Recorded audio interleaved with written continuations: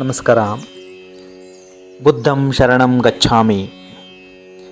ಬುದ್ಧನು ಆಗುವುದಕ್ಕಿಂತ ಮುಂಚಿತವಾಗಿ ಯುವರಾಜ ಸಿದ್ಧಾರ್ಥನು ಅವನ ಗೆಳೆಯನೊಡಗೂಡಿ ಆ ಎರಡು ಭೇಟಿಯನ್ನು ವಾಯು ವಿಹಾರದಲ್ಲಿ ನೋಡಿದ ನಂತರ ಅದನ್ನು ಮನದೊಳಗೇನೆ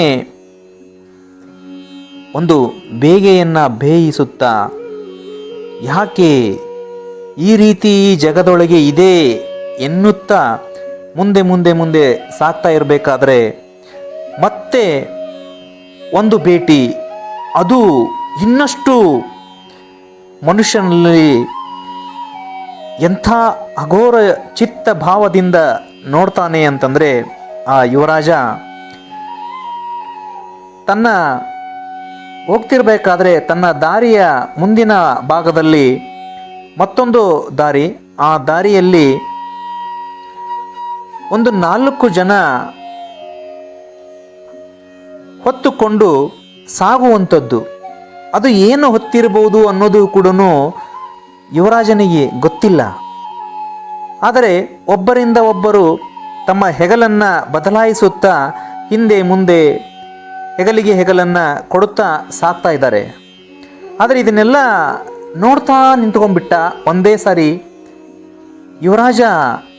ಆ ಒಂದು ದಿಗ್ಭ್ರಾಂತರಾಗಿ ನೋಡುವುದನ್ನು ನೋಡಿದ ಗೆಳೆಯ, ಅಯ್ಯೋ ಇದು ಎಂಥ ದುರ್ವಿಧಿ, ಮತ್ತೊಂದು ಘಟನೆ ಹೀಗೆ ನಡೀಬೇಕಾಗಿತ್ತಾ, ನಾನು ಏನಂತ ಹೇಳಲಿ ಈಗ ನಾನು ಯುವರಾಜನಿಗೆ ಅಂತ ಹೇಳಿದಾಗ, ಕ್ಷಣ ಮಾತ್ರದಲ್ಲಿ ಆ ಯುವರಾಜ ತನ್ನ ಗೆಳೆಯನನ್ನು ನೋಡ್ತಾನೆ. ಗೆಳೆಯ ಶಾಕ್ ಆಗಿಬಿಡ್ತಾನೆ. ಗೆಳೆಯ, ನನಗೆ ಬಿಡುಗಡೆ ಇಲ್ಲದಂತಾಯಿತು, ನಾನು ಇದನ್ನು ಕೂಡ ಹೇಳಲೇಬೇಕು ಅಂತೇಳಿ. ಆಗ ಸ್ವಲ್ಪ ಹೊತ್ತಿನ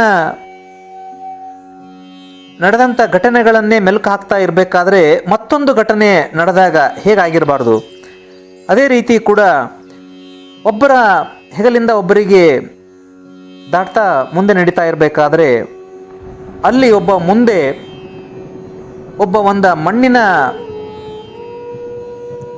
ಗಡಿಗೆಯಲ್ಲಿ ಧೂಮ್ರಪಾನ ಹೊಗೆಯು ಬರ್ತಾ ಇದೆ. ಆ ಹೊಗೆಯು ಅದನ್ನು ಹಿಡಿದುಕೊಂಡು ಒಬ್ಬ ಮುಂದೆ ಸಾಗ್ತಾ ಇದ್ದಾನೆ. ಅದರ ಮುಂದೆ ಕೆಲವು ಜನರು ಆ ಒಂದು ಹೊತ್ತಿರ್ತಕ್ಕಂಥ ಆ ಒಂದು ಜೀವಕ್ಕೆ, ಆ ಒಂದು ಆತ್ಮಕ್ಕೆ ಒಂದು ಚಿರಶಾಂತಿ ಸಿಗಲಿ ಅಂತೇಳಿ ವಾದ್ಯಗಳೊಂದಿಗೆ ಅವನನ್ನು ಕರೆದುಕೊಂಡು ಹೋಗುವಂಥ ಒಂದು 4 ಜನ. ಅದೇ ರೀತಿ ಕೂಡ ಆ ಒಂದು ಹೊತ್ತಿರತಕ್ಕಂಥ ಹಿಂದುಗಡೆ ಕೆಲವೊಂದಿಷ್ಟು ಹೆಣ್ಣು ಮಕ್ಕಳಾಗಿರ್ಬೋದು, ಗಂಡು ಮಕ್ಕಳಾಗಿರ್ಬೋದು, ಹುಡುಗರಾಗಿರ್ಬೋದು, ಕಂಬನಿಯನ್ನು ಸುರಿಸ್ತಾ ದಾಟ್ತಾ ಇದ್ದಾರೆ. ಆದರೆ ಆ ಕಂಬನಿ ಒಳಗೂ ಕೂಡ ಮನ ಮಿಡಿಯುವಂಥ, ಎದೆ ಕಲುಕುವಂಥ ಆ ಒಂದು ದೃಶ್ಯ ಆ ಯುವರಾಜನ ಕಣ್ಮುಂದೆ ಬರುತ್ತೆ. ಯಾಕೆ ಇವರೆಲ್ಲ ಈ ಥರ ಅಳ್ತಾ ಹೋಗ್ತಾ ಇದ್ದಾರೆ, ಅಲ್ಲಿ ಮುಂದೆ ನೋಡಿದರೆ ಬಾರಿಸ್ತಾ ಹೋಗ್ತಾ ಇದ್ದಾರೆ, ಇಲ್ಲಿ 4 ಜನವನ್ನು ಹೊತ್ಕೊಂಡು ಒಬ್ಬರಿಂದ ಒಬ್ಬರಿಗೆ ಹೋಗ್ತಾ ಇದ್ದಾರೆ, ಏನಿರ್ಬೋದು ಇದು ಅಂತಂದು ಕೇಳಿದಾಗ ಗೆಳೆಯ ಅಂತೇಳಿ ಒಂದು ಸಾರಿ ಆ ಕಡೆಗೆ ನೋಡ್ತಾನೆ. ನೋಡಿದ ತಕ್ಷಣ ಅವನಿಗೆ ಅನಿಸುತ್ತೆ, ಗೆಳೆಯ ನನಗೆ ಅರ್ಥ ಆಯಿತು, ನೀನು ಇದನ್ನು ಕೇಳ್ತೀಯ ಅಂತ ನನಗೆ ಗೊತ್ತಿತ್ತು, ಹೇಳು ಗೆಳೆಯ, ಆಗಿದ್ದರೆ ಯಾಕೆ ಆ ರೀತಿ ಅವನನ್ನು ಹೊತ್ತುಕೊಂಡು ಹೋಗ್ತಾ ಇದ್ದಾರೆ ಅಂತೇಳಿ ಕೇಳಿದಾಗ ಆಗ ಹೇಳುವಂಥದ್ದು, ಗೆಳೆಯ ಅವನು ಸತ್ತಿದ್ದಾನೆ, ಅವನು ಬದುಕಿಲ್ಲ, ಅವನು ಈ ಭೂಲೋಕವನ್ನು ತ್ಯಜಿಸುವಂಥದ್ದು, ಅವನು ಚಿರನಿದ್ರೆಗೆ ಜಾರಿದ್ದಾನೆ. ಹಾಗಾಗಿ ಅವನ ಕೊನೆಯ ಉಸಿರು ಇವತ್ತಿನ ದಿವಸ ಇಲ್ಲ. ಹಾಗಾಗಿ ಅವನು ಸತ್ತಿದ್ದ ಕಾರಣಕ್ಕೆ ಅವನನ್ನು ಸ್ಮಶಾನಕ್ಕೆ ಕರೆದುಕೊಂಡು ಹೋಗ್ತಾ ಇದ್ದಾರೆ. ಹಾಗಂದ್ರೆ ಏನು ಅಂತ ಕೇಳಿದು ಬಿಡ್ತಾನೆ. ಗೆಳೆಯ ಹಾಗಂದ್ರೆ ಏನು, ಸತ್ತಿದ್ದಾನೆ ಅಂದರೆ ಏನು ಅಂತಂದು ಕೇಳ್ತಾನೆ. ಕೇಳಿದಾಗ ಗೆಳೆಯನಿಗೆ ಎಂಥ ಒಂದು ಮಗುವಿನ ಮನಸ್ಸು ಈ ಯುವರಾಜನದು.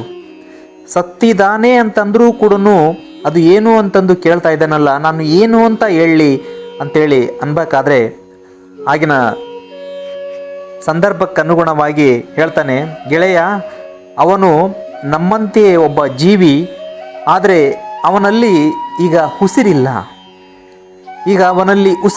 ಹಾಗಾಗಿ ಅವನಿಗೆ ಆ ಉಸಿರು ಚೆಲ್ಲಿದ ಬಳಿಕ ಅವನ ದೇಹ ಮಾತ್ರ ಇದೆ, ಅವನಲ್ಲಿ ಉಸಿರಿಲ್ಲದ ಕಾರಣ ಅವನ ಆತ್ಮ ಅವನಲ್ಲಿ ಇಲ್ಲ. ಹಾಗಾಗಿ ಅವನನ್ನು ಸ್ಮಶಾನಕ್ಕೆ ಕರೆದುಕೊಂಡು ಚಿತೆಯಲ್ಲಿ ಹಾಕುವಂಥದ್ದು. ಯಾಕೆ ಹಾಗೆ ಗೆಳೆಯ? ಇರುವುದೇ ಹಾಗೆ. ಪ್ರತಿಯೊಬ್ಬರೂ ಕೂಡ ಸತ್ತ ಬಳಿಕ ಅವರನ್ನು ಇದೇ ರೀತಿ ಹೊತ್ತುಕೊಂಡು ಸ್ಮಶಾನಕ್ಕೆ ಹೋಗಿ ಸುಡುವಂಥದ್ದು, ಚಿತೆಯಲ್ಲಿ ಬೇಯುವಂಥದ್ದು, ಈ ದೇಹವನ್ನು ಅಗ್ನಿಸ್ಪರ್ಶ ಮಾಡುವಂಥದ್ದು. ಈ ದೇಹಕ್ಕೆ ಆ ಅಗ್ನಿಸ್ಪರ್ಶದಿಂದನೇ ಒಂದು ಮುಕ್ತಿ ಸಿಗುವಂಥದ್ದು, ಆ ಆತ್ಮ ಪರಮಾತ್ಮನಲ್ಲಿ ಲೀನ ಆಗುವಂಥದ್ದು. ಹಾಗಂದ್ರೆ ಏನು ಗೆಳೆಯ? ನೀನು ಒಗಟೊಗಟಾಗಿ ಹೇಳಿದರೆ ನಾನು ಹೇಗೂ ಅಂತ ಅರ್ಥ ಮಾಡಿಕೊಳ್ಳಿ. ಹಾಗಾದರೆ ಅವನು ಸತ್ತಿದ್ದಾನೆ ಅಂತಂದರೆ ಅವನಿಗೆ ಮಾತ್ರನೇ ಸಾವ ಅಂತ ಕೇಳಿದಾಗ, ಇಲ್ಲ ಗೆಳೆಯ, ಪ್ರತಿಯೊಬ್ಬ ಮನುಷ್ಯ ಜೀವಿಯೂ ಕೂಡ, ಪ್ರತಿಯೊಬ್ಬ ಸೃಷ್ಟಿ ಮೇಲೆ ಇರ್ತಕ್ಕಂಥ ಎಲ್ಲ ಜೀವ ಜಲಚರಗಳಿಗೂ ಕೂಡ ಸಾವು ಅಂತ ಇದ್ದೇ ಇರುತ್ತೆ. ಅದೇ ರೀತಿ ಕೂಡ ಈಗ ಮನುಷ್ಯನಿಗೂ ಕೂಡ ಆ ಸಾವು ಅಂತೇಳಿ ಇದ್ದೇ ಇದೆ. ಹಾಗಾಗಿ ಪ್ರತಿಯೊಬ್ಬ ಮನುಷ್ಯನಿಗೂ ಬಂದೇ ಬರುವಂಥದ್ದು. ಹಾಗಾದರೆ ಇದು ಮುಂದೆ ಸಾವು ನನಗೂ ಬರಬಹುದೇ ಅಂತಂದು ಕೇಳ್ತಾನೆ.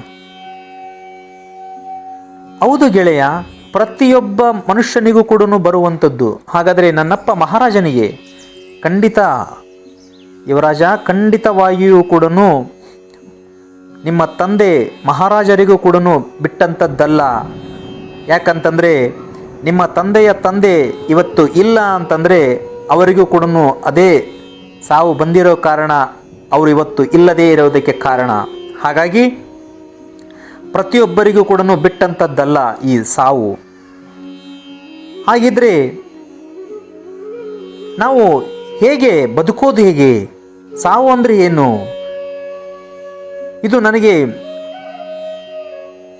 ಆದರೆ ಅಷ್ಟು ಜನ ಅವನನ್ನು ಹೊತ್ತುಕೊಂಡು ಹೋಗುವಂಥ ಕಾರಣ ಏನು? ಪ್ರಭು, ಯುವರಾಜ ಕೇಳು, ಸತ್ತ ಬಳಿಕ ಅವನಿಗೆ ಇಷ್ಟೊಂದು ಅಲಂಕಾರವನ್ನು ಮಾಡಿ ಅವನನ್ನು ಹೊತ್ತುಕೊಂಡು ಹೋಗ್ತಾ ಇದ್ದಾರೆ ಅಂದರೆ ಅವನ ಆತ್ಮ, ನೀನು ಯಾವುದೇ ಕಾರಣಕ್ಕೂ ಕೂಡ ನಿನ್ನ ಇಡೀ ಬಂಧು ಬಳಗ, ಊರು ಕೇರೆ ಎಲ್ಲರೂ ಕೂಡ ನಿನ್ನ ಸಂಗಡ ಬರ್ತಾ ಇದ್ದಾರೆ ಅಂತಂದರೆ ನೀನು ಯಾವುದಕ್ಕೂ ಕೂಡ ಚಿಂತೆಯನ್ನು ಮಾಡದಿರು. ಎಲ್ಲವೂ ಕೂಡ ಸುಗಮವಾಗಿ ಸಾಗುತ್ತೆ. ನೀನು ವಿಜೃಂಭಣೆಯಿಂದ ಹೋಗು ಅಂತೇಳಿ ಆ ವಾದ್ಯಗಳೊಂದಿಗೆ ಅವನನ್ನು ಕಳಿಸಿಕೊಡ್ತಾ ಇದ್ದಾರೆ.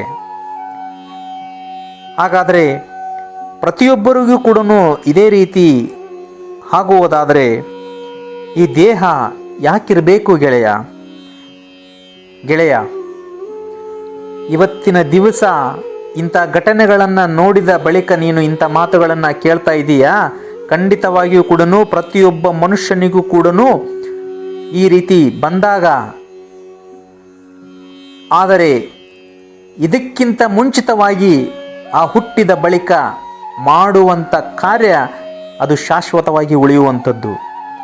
ಆದರೆ ಸತ್ತ ಬಳಿಕ ಅವನ ಹೆಸರು ಮಾತ್ರ ಉಳಿಯುವಂಥದ್ದು. ಆದರೆ ಅವನು ಜೀವಿಸುವಾಗ ಅವನು ಏನು ಮಾಡಿದ ಅನ್ನುವುದೇ ಈ ಮನುಷ್ಯನಿಗೆ ಇರುವಂಥದ್ದು. ಹಾಗಾಗಿ ಪ್ರತಿಯೊಬ್ಬರೂ ಕೂಡ ಇದನ್ನು ಮಾಡಲೇಬೇಕು. ಹಾಗಾಗಿ ಎಲ್ಲರಿಗೂ ಕೂಡ ಇರುವಂಥದ್ದೇ. ಆಯಿತು ಅಂಥೇಳಿ ಅದೇ ಗುಂಗಿನಲ್ಲಿ ಇನ್ನೇನು ಕೆಲವು ಹೆಜ್ಜೆಗಳನ್ನು ಇಡ್ತಾ ಯುವರಾಜ ಗೆಳೆಯನ ಜೊತೆ ಸಾಕ್ತಾ ಇರಬೇಕಾದ್ರೆ ನಿತ್ರಾಣಗೊಂಡಂಥ ಯುವರಾಜ ಹೆಜ್ಜೆ ಹಿಡೋದಕ್ಕೂ ಕೂಡ ಆಗ್ತಾ ಇಲ್ಲ. ತುಂಬ ಆಯಾಸಗೊಂಡಿರುವಂಥ ದೇಹ ಅವನದ್ದಾಗಿಬಿಡುತ್ತೆ. ಕಾರಣ ಏನು ಅಂತಂದರೆ ಈ ಆಲೋಚನೆಗಳೇ ಅವನಿಗೆ ನಿಸ್ಸಹಾಯಕನನ್ನಾಗಿ ಮಾಡುವಂಥದ್ದು. ಹಾಗಾಗಿ ಅವನು ಒಂದು ವಿಶ್ರಾಂತಿ ಬೇಕು ಗೆಳೆಯ ನನಗೆ ಅಂತೇಳಿ ಅಂದಾಗ ಅಲ್ಲೇ ಒಂದು ಮರ, ಆ ಮರದ ಕೆಳಗಡೆ ಒಂದು ನೆರಳಿನಲ್ಲಿ ಇಬ್ಬರು ಕೂಡ ಕುಳಿತುಕೊಂಡಾಗ ಅಲ್ಲಿ ಎದುರಿಗೆ ಇರ್ತಕ್ಕಂಥ ಇನ್ನೊಂದು ಮರ, ಆ ಮರದಡಿಯಲ್ಲಿ ಒಬ್ಬ ಮುನಿ ಆ ಒಂದು ವೃಕ್ಷದ ಕೆಳಗಡೆ ಒಬ್ಬ ಗಡ್ಡವನ್ನು ಬಿಟ್ಟು, ಜಡೆಯನ್ನು ಬಿಟ್ಟು, ರುದ್ರಾಕ್ಷಿಯನ್ನು ಹಾಕಿಕೊಂಡು, ಕಣ್ಣು ಮುಚ್ಚಿಕೊಂಡು ಕುಳಿತಿರ್ತಕ್ಕಂಥ ಒಬ್ಬ ಜ್ಞಾನಿಯನ್ನು ನೋಡಿ, ಗೆಳೆಯ ಇದೇನು, ಇವರ್ಯಾರು, ಇವರೇಕೆ ಹೀಗೆ ಕೂತಿದ್ದಾರೆ, ಕಣ್ಣು ಮುಚ್ಚಿಕೊಂಡು ಕುಳಿತಿದ್ದಾರಲ್ಲ ಅಂತ ಕೇಳಿದಾಗ, ಗೆಳೆಯ ಇವರು ಕೂಡ ಒಬ್ಬ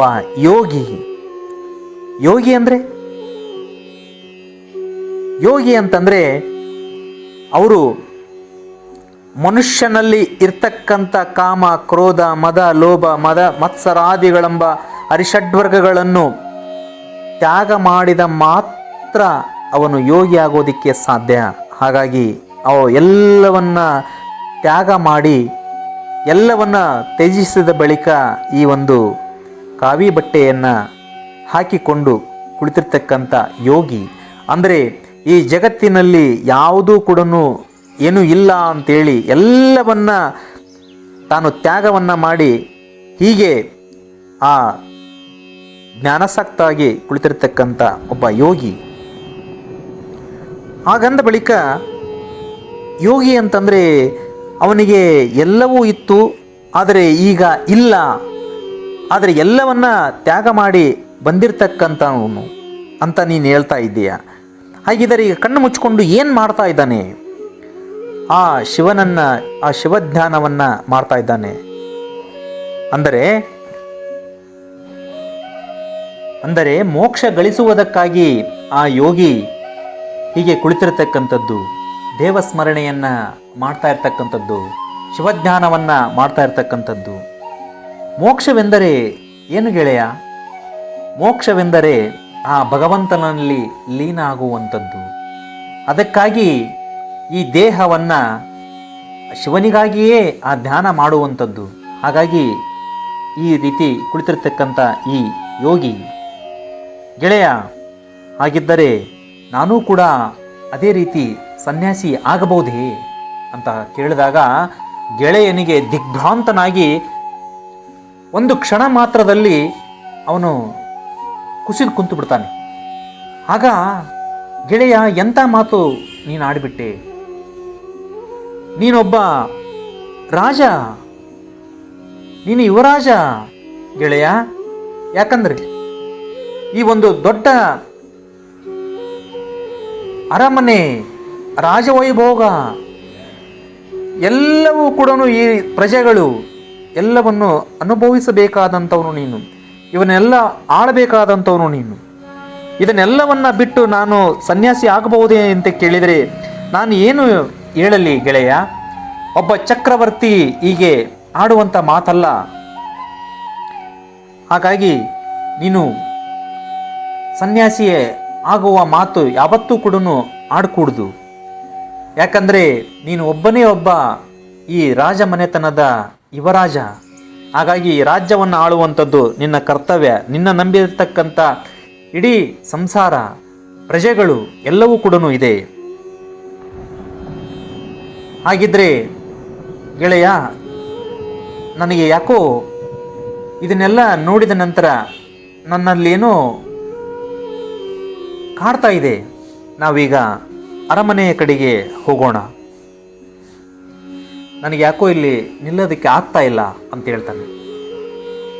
ಆಗ ಗೆಳೆಯನಿಗೂ ಕೂಡ ಅದೇ ಬೇಕಾಗಿರ್ತಕ್ಕಂಥದ್ದು. ಒಳ್ಳೆಯದಾಯಿತು, ಯಾಕಂದರೆ ಗೆಳೆಯ ಇಷ್ಟು ಇವೇ 4 ಕಂಡಿರ್ತಕ್ಕಂಥ ಭೇಟಿಯಾಗಿರ್ತಕ್ಕಂಥ ಸನ್ನಿವೇಶಗಳನ್ನೇ ತನಗೆ ಮನನ ಮಾಡ್ಕೊಳ್ಳೋಕೆ ಆಗ್ತಾ ಇಲ್ಲ ಅಂತಂದರೆ ಇನ್ನು ಈ ಪ್ರಪಂಚದಲ್ಲಿ ಹಲವಾರು ಘಟನೆಗಳು ನೋಡಿದಾಗ ಈ ಯುವರಾಜ ಹೇಗೆ ಸಹಿಸಿಕೊಳ್ಳಬಲ್ಲ? ಗೆಳೆಯ, ಹಾಗೇ ಆಗಲಿ. ಹೋಗೋಣ ಬಾ, ಅರಮನೆಯ ಕಡೆಗೆ ಹೋಗೋಣ. ಯಾಕಂದರೆ ಆಲ್ರೆಡಿ ಈಗಾಗಲೇ ಸಂಜೆ ಆಗ್ತಾ ಬರ್ತಾ ಇದೆ, ಹೋಗೋಣ ಅರಮನೆಯ ಕಡೆಗೆ ಹೋಗೋಣ ಅಂಥೇಳಿ ಅರಮನೆಗೆ ಬರ್ತಾರೆ. ಅರಮನೆಗೆ ಬಂದ ತಕ್ಷಣ ಹೋಗಿ ಮಂದಸ್ಮಿತನಾಗಿ ಏಕಾಗ್ರತೆಯಿಂದ ತನ್ನ ಅರಮನೆಯೊಳಗಡೆ, ತನ್ನ ಕೋಣೆ ಒಳಗಡೆ ಹೋಗಿ ಆಸೀನನಾಗಿ ಕುಳಿತರೂ ಕೂಡ ಕುಳಿತುಕೊಳ್ಳಲಾರದೆ ಮತ್ತೆ ಮಲಗ್ತಾನೆ. ಮಲಗಿದಾಗ, ಕಣ್ಣು ಮುಚ್ಚಿ ಮಲಗಿದಾಗ ಆ 4 ಸನ್ನಿವೇಶಗಳು ಕೂಡ ಅವನನ್ನು ಕಾಡ್ತಾ ಇದ್ದಾವೆ. ಇದೀಗ ತಾನೇ ಕಂಡಂಥ ಒಬ್ಬ ಸತ್ತಂತ ಅವನನ್ನು ಹೊತ್ತುಕೊಂಡು ಹೋಗ್ತಾ ಇರ್ತಕ್ಕಂಥ ಸನ್ನಿವೇಶ, ಅದೇ ರೀತಿ ಕೂಡ ಮರದ ಕೆಳಗಡೆ ಕುಳಿತಿರ್ತಕ್ಕಂಥ ಒಬ್ಬ ಯೋಗಿ, ಅವರಿಬ್ಬರನ್ನು ನೋಡಿದ ಮೇಲೆ ಮನಸ್ಸಿಗೆ ಏನೋ ತಳಮಳಗೊಳ್ಳುವಂಥದ್ದು, ಕಣ್ಣು ಮುಚ್ಚಿದರೂ ಕೂಡ ಅದೇ ಕಣ್ಮುಂದೆ ಬರುವಂತೆ ಆಗ್ತಾ ಇದೆ.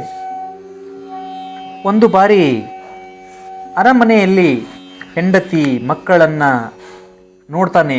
ನೋಡಿದಾಗ ಇವರೆಲ್ಲ ಕೆಲವು ದಿನಗಳು, ಕೆಲವು ಕ್ಷಣಗಳು ಆಗಿರಲೂಬಹುದು ಅಂತ ಮುಂದೆ ನೋಡ್ತಾನೆ. ಆ ಕೋಣೆಯಲ್ಲಿ ತಂದೆಯನ್ನು ನೋಡಿದಾಗ, ಮಹಾರಾಜನನ್ನು ನೋಡಿದಾಗ ಅವರಿಗೂ ಕೂಡ ಒಂದು ನಮಸ್ಕಾರವನ್ನು ಸಲ್ಲಿಸಿ ಆ ಕೋಣೆಯಿಂದ ಹೊರಗಡೆ ಬಂದು ನೋಡ್ತಾನೆ. ಎಲ್ಲವೂ ಕೂಡ ವಿಶಾಲವಾಗಿ ದೊಡ್ಡ ಅರಮನೆಯನ್ನು ಕಣ್ತುಂಬ ಒಂದು ಸುತ್ತು ತಿರುಗಿ ನೋಡಿದಾಗ, ಇದು ಯಾವುದೂ ಕೂಡ ನನ್ನದಲ್ಲ, ನಾನಲ್ಲ, ನಾನು ಯುವರಾಜನಲ್ಲ, ನನ್ನದೇನಿದ್ದರೂ ಈಗ ಆ ಶಿವಜ್ಞಾನ, ಆ ಜ್ಞಾನಾಸ್ಮಿತನಾಗಿ ನಾನು ಇರುವಂಥದ್ದು, ಭೋಗಭಾಗ್ಯಗಳೆಲ್ಲವೂ ಕ್ಷಣಿಕ ಎನ್ನುವುದನ್ನು ಅರಿತು ಕ್ಷಣ ಮಾತ್ರದಲ್ಲಿ ತನ್ನಲ್ಲಿರುವಂಥ ಎಲ್ಲ ಆಭರಣಗಳನ್ನು ತ್ಯಜಿಸಿ ಹೊರಗಡೆ ಹೊರಟೇ ಬಿಡ್ತಾನೆ. ಆ ಒಂದು ಮಂದಸ್ಮಿತನಾಗಿ ಹೊರಗಡೆ ಅರಮನೆಯನ್ನು ದಾಟಿ ಹೊರಟೇ ಬಿಡ್ತಾನೆ. ಕತ್ತಲೆ ಎಂಬ ಜಗತ್ತಿನೊಳಗೆ ಬೆಳಕೆಂಬ ದಿವ್ಯ ಜ್ಞಾನಿಯು ಬರುತ್ತಿರುವಂತೆ ಆ ಬುದ್ಧನು, ಆ ಯುವರಾಜ ಸಿದ್ಧಾರ್ಥನು ಬರುತ್ತಿರಬೇಕಾದರೆ ಹಾಗೆ ಇಡೀ ಜಗತ್ತೇ ಅವನನ್ನು ನೋಡ್ತಾ ಇದೆ. ಆ ಕತ್ತಲೆಯ ಒಳಗಡೆ ಬೆಳಕಿನ ಕಿರಣಗಳು ಅವನ ಮೇಲೆ ಬಿದ್ದು ಬರುವಂತಿದೆ. ಈ ಜಗತ್ತಿಗೆ ಬೆಳಕನ್ನು ಕೊಡುವಂಥ ಒಬ್ಬ ಯೋಗಿ ಬರುವಂತ ಕಾಣ್ತಾ ಇದೆ. ಹಾಗೆ ಹೊರಟೇ ಬಿಡ್ತಾನೆ. ಹೋಗ್ತಾ ಹೋಗ್ತಾ ಹೋಗ್ತಾ ದಾರಿ ಮಧ್ಯೆಯಲ್ಲಿ ಎಲ್ಲವನ್ನು ಮರೆತೇ ಬಿಡ್ತಾನೆ. ಎಲ್ಲವನ್ನು ಮೈ ಮರೆತು ಎಲ್ಲೋ ಒಂದು ಕಡೆ ಹೋಗೋಣ ಅಂತೇಳಿ ಹೊರಡ್ತಿರ್ಬೇಕು. ದಾರಿಯ ಮಧ್ಯೆಯಲ್ಲಿ ಒಂದು ನದಿಯು, ಆ ನದಿಯ ದಡದಲ್ಲಿ ಚಿಕ್ಕ ಚಿಕ್ಕ ಮಕ್ಕಳು ಆ ನದಿಯಲ್ಲಿ ಈಜಾಡುತ್ತಾ ಕುಣಿದಾಡುತ್ತಾ ಆಟ ಆಡ್ತಾ ಇರೋದನ್ನು ನೋಡಿ ಅಲ್ಲೇ ನೋಡ್ತಾ ನಿಲ್ತಾನೆ ಯುವರಾಜ. ಆ ಕಡೆ ನೋಡಿದಾಗ ದನಗಳು, ಎಮ್ಮೆಗಳು, ಆಕಳುಗಳು, ಕರುಗಳು ಎಲ್ಲವೂ ಕೂಡ ಆ ಒಂದು ಸಸ್ಯ ತಪ್ಪಲವನ್ನು ಮೇಯುವಂಥದ್ದು. ಆ ಗಿಡದಲ್ಲಿ ನೋಡಿದರೆ ಪಕ್ಷಿಗಳ ಇಂಚರ ಧ್ವನಿಯನ್ನು ಕೇಳ್ತಾನೆ. ಎಲ್ಲವನ್ನು ನೋಡಿದಾಗ ಇದೇನು ಸ್ವರ್ಗ ಸುಖ, ನನಗಿದು ಇಷ್ಟು ದಿವಸ ಸಿಗಲಿಲ್ಲ ಅಂತ ಹೇಳಿ ಅಲ್ಲೇ ಕೆಲವು ಕ್ಷಣ ನಿಂತು ನೋಡ್ತಾ ಇರಬೇಕಾದ್ರೆ ಮತ್ತೆ ಸಂಜೆ ಆಗುತ್ತೆ. ಆ ಸಂಜೆ ಆದಾಗ ಅಲ್ಲಿರ್ತಕ್ಕಂಥ ಎಲ್ಲ ಮಕ್ಕಳು ಕೂಡ ಅಲ್ಲಿಂದ ತಮ್ಮ ತಮ್ಮ ಮನೆಗೆ ಆ ದನಕರುಗಳನ್ನು ಹೊಡೆದುಕೊಂಡು ಹೋಗ್ತಾರೆ. ಆಗ ಈ ಯುವರಾಜ ಸಿದ್ಧಾರ್ಥನು ಆ ನದಿ ಒಳಗೆ ತಾನೂ ಆ ಮಕ್ಕಳಂತೆ ಮಕ್ಕಳಾಗಬೇಕು ಅಂತೇಳಿ ಆ ನದಿಯಲ್ಲಿ ಹೋಗಿ ಅವರಂತೆ ತಾನೂ ಕೂಡ ಸ್ನಾನವನ್ನು ಮಾಡ್ತಾನೆ. ಆ ಮಕ್ಕಳಂತೆ ತಾನೂ ಕೂಡ ಆಟವನ್ನು ಆಡ್ತಾನೆ. ಅದನ್ನೆಲ್ಲ ನೋಡಿದಾಗ ಅವನಿಗೂ ಕೂಡ ಏನೋ ಒಂದು ಮನಸ್ಸಿನಲ್ಲಿ ಆನಂದ, ಎಲ್ಲಿಯೂ ಕೂಡ ಸಿಗದಂಥ ಆನಂದ, ಅಷ್ಟೊಂದು ಖುಷಿ ನಾನು ಯಾವತ್ತೂ ಕೂಡ ಕಂಡಿರಲಿಲ್ಲ ಅಂತೇಳಿ ಆ ಕ್ಷಣ ಮಾತ್ರದಲ್ಲಿ ಎಲ್ಲವನ್ನು ಕಂಡುಕೊಳ್ತ. ಆಗ ಆ ನದಿಯಿಂದ ಎದ್ದು ಹೊರಗಡೆ ಬರ್ತಾನೆ. ವಿಶಾಲವಾದ ಮರ, ಆ ಮರದ ಕೆಳಗಡೆ ಬಂದು ಕುಳಿತುಕೊಳ್ತಾನೆ. ಆಗ ಅಲ್ಲಿ ಒಬ್ಬ ಚಿಕ್ಕ ಬಾಲಕಿ ಆ ತನ್ನ ಗೆಜ್ಜೆ ಸಪ್ಪಳದೊಂದಿಗೆ ಕೈಯಲ್ಲಿ ಏನೋ ಹಿಡಿದುಕೊಂಡು ಬರ್ತಾಳೆ. ಈ ಯುವರಾಜ ಅದನ್ನು ನೋಡ್ತಾನೆ. ನೋಡ್ತಾ ಇರಬೇಕಾದ್ರೆ ಆ ಬಾಲಕಿ ಆ ಯುವರಾಜನ ಹತ್ತಿರನೇ ಬರ್ತಾಳೆ. ಆ ಯುವರಾಜ ಈಗ ಒಬ್ಬ ಸನ್ಯಾಸಿಯಾಗಿ ಹುಟ್ಟಿದ್ದಾನೆ. ಸನ್ಯಾಸಿ ಅಂತಂದರೆ ಬುದ್ಧನಾಗಿದ್ದಾನೆ. ಆ ಬುದ್ಧನ ಹತ್ತಿರ ಆ ಬಾಲಕಿ ಕೈಯಲ್ಲಿ ಒಂದು ಪಾತ್ರೆಯನ್ನು ಹಿಡಿದುಕೊಂಡು ಬಂದು, ಗುರುಗಳೇ, ಇದನ್ನು ನನ್ನ ತಾಯಿ ನಿಮಗಾಗಿ ಕೊಟ್ಟಿದ್ದಾಳೆ, ಇದರೊಳಗೆ ಪಾಯಸ ಇದೆ, ಇದು ನೀವು ಸೇವಿಸಬೇಕು ಅಂತ ಹೇಳಿ ಕೊಟ್ಟಾಗ ವಿನಮ್ರವಾಗಿ ಆ ಒಂದು ಪಾತ್ರೆಯನ್ನು ತೆಗೆದುಕೊಂಡು ಮುಗುಳ್ನಗೆಯನ್ನು ಕೊಡುವಂಥ ಯೋಗಿ ಆಗ ಆ ಬಾಲಕಿ ಹೇಳುವಂಥ ಮಾತು, ಗುರುಗಳೇ, ಈ ಪಾಯಸವನ್ನು ನೀವು ಈಗಲೇ ಸೇವಿಸಬೇಕು, ಇದು ತಾಯಿಯ ಅಪ್ಪಣೆ. ನೀವು ಯೋಗದಲ್ಲಿ ತಲ್ಲೀನರಾಗಿ ಮರೆತು ಬಿಟ್ಟಿರಿ, ಹಾಗಾಗಿ ಇದನ್ನು ನೀವು ಸೇವಿಸಲೇಬೇಕು ಅಂತ ಹೇಳಿ ಕೊಟ್ಟು ಆ ಯೋಗಿಗೆ ಶಿರಷ್ಟಾಂಗ ನಮಸ್ಕಾರಗಳನ್ನು ಸಲ್ಲಿಸಿ ಹೊರಡ್ತಾಳೆ. ಆಗ ಯೋಗಿ ಬುದ್ಧನು ಆ ಬಾಲಕಿಗೆ ಮುಗುಳ್ನಕ್ಕು ಒಂದು ಆಶೀರ್ವಾದ ಮಾಡಿದ ಹಾಗೆ ಕಳಿಸಿಕೊಡ್ತಾರೆ. ಆನಂತರ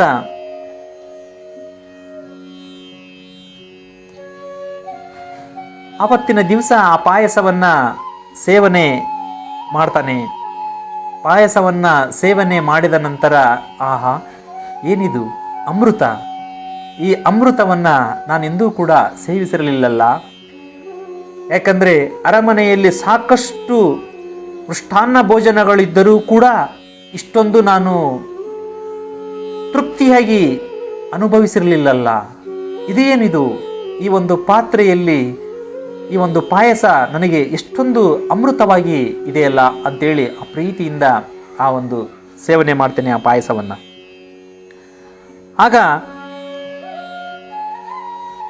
ಆಗ ಕಣ್ಣು ಮುಚ್ಚಿ ಕುಳಿತುಕೊಂಡು ಧ್ಯಾನಸ್ಥರಾಗಿ ಆ ಶಿವಧ್ಯಾನವನ್ನು ಮಾಡ್ತಾ ಇರಬೇಕಾದ್ರೆ ಎಲ್ಲವನ್ನು ಮೈ ಮರೆತು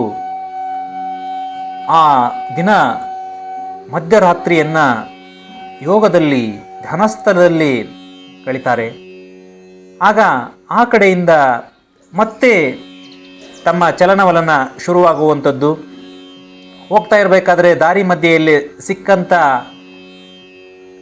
ಕೆಲವು ಪ್ರಜೆಗಳಿಗೆ, ಕೆಲವು ಜನಗಳಿಗೆ ತಮ್ಮ ಹಿತವಚನಗಳನ್ನು ಹೇಳುವಂಥದ್ದು. ಓಹೋ, ಯಾರೋ ಯೋಗಿಗಳು ಎಂಥ ಮಾತುಗಳನ್ನು ಆಡಿದರು, ಎಂಥ ಹಿತವಚನಗಳನ್ನು ಹೇಳಿದರು ಅಂತ ಹೇಳಿ ಅವರನ್ನು ನಮಸ್ಕರಿಸುತ್ತಾ ದಾರಿಯನ್ನು ಸಾಗಿಸ್ತಾ ಇರ್ತಾರೆ. ಆಗ ದಾರಿ ಮಧ್ಯೆಯಲ್ಲಿ ಒಂದು ಊರು ಬರುವಂಥದ್ದು. ಆ ಊರಿನಲ್ಲಿ ಹೋದಾಗ ಅಲ್ಲಿ ಕುಳಿತಿರ್ತಕ್ಕಂಥವರು ಕೇಳುವಂಥದ್ದು, ಯಾರು ನೀವು, ಈ ಊರಿಗೆ ಹೊಸಬರಂತೆ ಕಾಣ್ತಾ ಇದ್ದೀರಿಲ್ಲ ಅಂತ ಕೇಳಿದಾಗ, ಹೌದು ಹೌದು, ನಾನು ಊರಿಗೆ ಹೊಸಬನು ಇರಬಹುದು, ಈ ದಿನ ನಾನು ಮತ್ತೆ ನಾಳೆ ಹಳಬನಾಗಬಹುದು, ಮುಂದಿನ ದಿನ ಹೀಗೆ ಜೀವನ ಅಂತ ಹೇಳಿದಾಗ ಅವರು ಹೇಳಿದಂಥ ಒಬ್ಬರು, ಏನಿದು ಒಗಟೊಗಟು ಮಾತಾಡ್ತಾರೆ, ಏನು ತಿಳಿತಾ ಇಲ್ಲಲ್ಲ ಅಂತೇಳಿ ಅಂದಾಗ, ಹೀಗೆ ದಾರಿ ಮಧ್ಯೆಯಲ್ಲಿ ಸಿಗುವಂಥ ಎಲ್ಲರನ್ನು ನಾನು ಭೇಟಿ ಆಗ್ತೇನೆ, ಎಲ್ಲರನ್ನು ನಾನು ಬೇಡ್ತೇನೆ ಅಂದಾಗ, ಓಹೋ, ಹಾಗಿದ್ರೆ ನೀವು ಭಿಕ್ಷುಕರೇ? ಹೌದು, ನಾನೊಬ್ಬ ಭಿಕ್ಷುಕ, ಬೇಡಿ ತಿನ್ನುವಂಥವನು ಅಂದಾಗ, ಓಹೋ, ಹಾಗಿದ್ದರೆ ಇವರಿಗೆ ಬೇಕಾಗಿದ್ದನ್ನು ಕೊಡೋಣ ಅಂಥೇಳಿ ತಾವು ಮಾಡಿದಂಥ ಭೋಜನಗಳನ್ನು ಕೂಡ ಅವರಿಗೆ ಕೊಡುವಂಥದ್ದು. ಆಗ ಕೊಟ್ಟಾಗ ಯೋಗಿಗಳೇ, ನೀವು ನೋಡಿದರೆ ಸಾಮಾನ್ಯರಂತೆ ಕಾಣ್ತಾ ಇಲ್ಲ, ನೀವೊಬ್ಬ ಭಿಕ್ಷುಕರಂತೆ ಕಾಣ್ತಾ ಇಲ್ಲ, ನೀವೊಬ್ಬ ಮಹಾಯೋಗಿಗಳಾಗಿರ್ಬೋದು. ನಿಮ್ಮಿಂದ ಏನಾದರೂ ಕೂಡ ಈ ನಮ್ಮೆಲ್ಲ ಜನಗಳಿಗೋಸ್ಕರ ಹಿತೋಪದೇಶವನ್ನು ಮಾಡಿ ಅಂತ ಹೇಳಿದಾಗ ತನ್ನಲ್ಲಿರ್ತಕ್ಕಂಥ ಕೆಲವೊಂದಿಷ್ಟು ಹಿತೋಪದೇಶಗಳನ್ನು ಕುಳಿತಿರ್ತಕ್ಕಂಥ ಎಲ್ಲರಿಗೂ ಕೂಡ ಹೇಳ್ತಾನೆ, ಓ ಇವರೊಬ್ಬ ಜ್ಞಾನಿ, ನಮ್ಮ ಸೌಭಾಗ್ಯ ನೀವು ಈ ದಿನ ನಮ್ಮಲ್ಲಿಗೆ ಬಂದು ಇವತ್ತಿನ ದಿವಸ ನಮಗೆಲ್ಲರಿಗೂ ಕೂಡ ತಿಳಿಸಿಕೊಟ್ಟಿದ್ದೀರಿ ಅಂತೇಳಿ ಎಲ್ಲರೂ ಕೂಡ ಅವರನ್ನು ನಮಸ್ಕಾರ ಮಾಡ್ತಾರೆ. ನಮಸ್ಕಾರ ಮಾಡಿದ ನಂತರ ಇನ್ನೇನು ಹೊರಡಬೇಕು, ಮುಂದಿನ ದಾರಿ ಹೊರಡಬೇಕು. ಆಗ ಅಲ್ಲಿರ್ತಕ್ಕಂಥವರು ಯಾವ ಕಡೆ ಹೋಗ್ತಾ ಇದ್ದೀರಿ ಅಂತ ಕೇಳ್ತಾರೆ. ಇಲ್ಲ, ಈ ದಾರಿ ಎಲ್ಲಿಗೆ ಹೋಗುತ್ತೋ ನಾನು ಈ ದಾರಿಯಲ್ಲಿ ಹೋಗ್ತೇನೆ.